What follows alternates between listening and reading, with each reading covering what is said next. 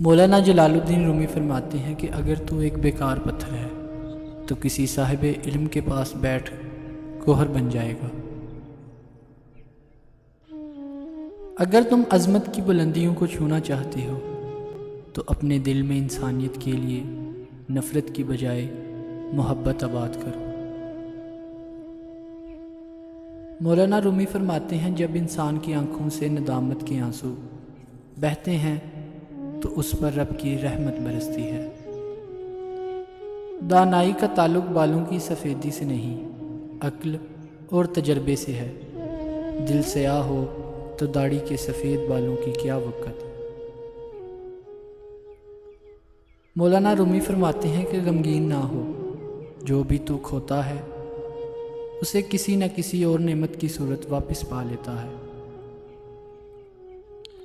انسان روح کا جو پہلو رحمانی یا شیطانی جاگتا ہے، انسان اسی کے مطابق زندگی میں چیزوں کا انتخاب کرتا ہے۔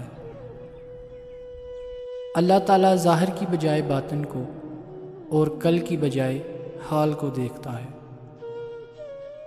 مولانا رومی نے فرمایا جب تک ہوائے نفس تازہ ہے ایمان تازہ نہیں ہو سکتا۔